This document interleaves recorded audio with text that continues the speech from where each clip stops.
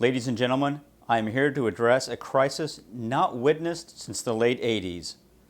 No, it isn't the overuse of spandex, but rather the lack of Star Wars items to be found on shelves.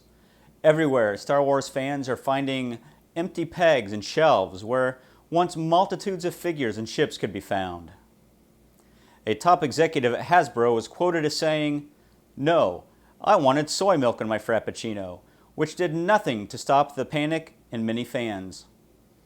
Rumor has it that new waves, not the 80s brilliance, of toys are due out in early August, and there are some sketchy rumors of toys filtering in now. Stay tuned to this program for more news. Okay, so we're going to save that for another time. This one I just got in from being out and about. I was at our local Target. I just stopped in because everything Star Wars is gone around here.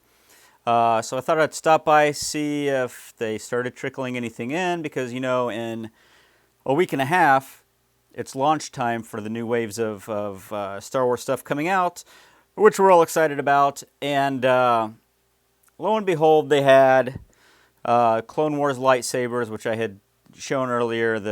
They had the really good sound effects and that on them in their new packaging, so now they are back up to $20 rather than being $12 while they're trying to get rid of them. And they also had the Stormtrooper blaster. And I picked it up and I looked at it, and it's the same as the black one that I had and the white one that I had, which were all throwbacks to the vintage ones that I've got. So I decided I was going to pass on that for $20. You know, I was like, technically I have it 3 times over, so I passed on that, but I did pick it up and realized that they had the Boba Fett. I totally forgot the Fett blaster was coming out. So, you know, there were 3 blasters there, and I'm looking at it, and you got the Stormtrooper rifle, and the Boba Fett blaster. That's right, it was there. I'm excited. I'm like, not like all kinds of like stupid little kid excited about this. It is, it's going to come out of its box here very soon.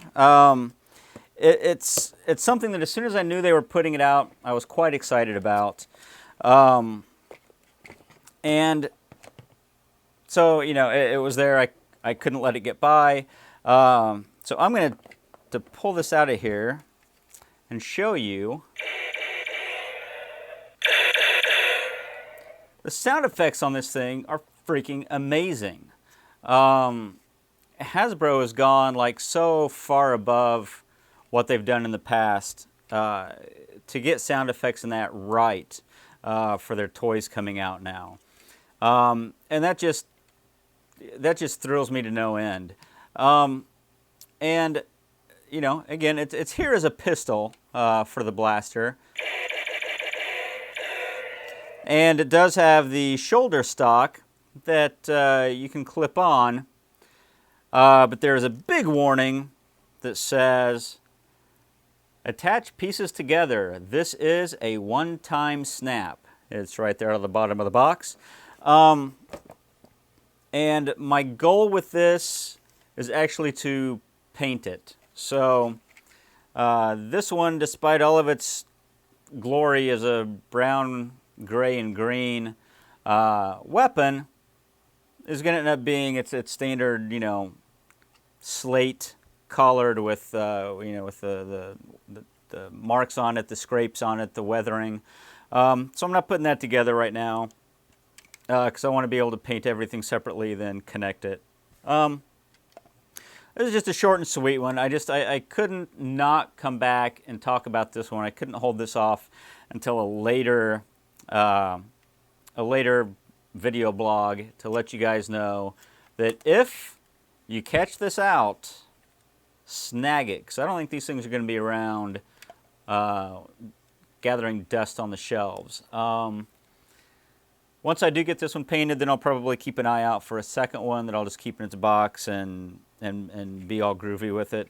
And I'll put it with my Jango Fett blaster that I never actually took out of its packaging like this from Attack of the Clones. So anyway, that's it. Short and sweet. Awesome blaster. Fantastic. I even have the Mandalorian little stock there, on a little emblem on the stock. So just imagine, if you will, that that's connected, and that's pretty awesome. I'm rambling now, so I'm gonna knock it off. I'm done, and we'll come back to that other one another time. See you guys.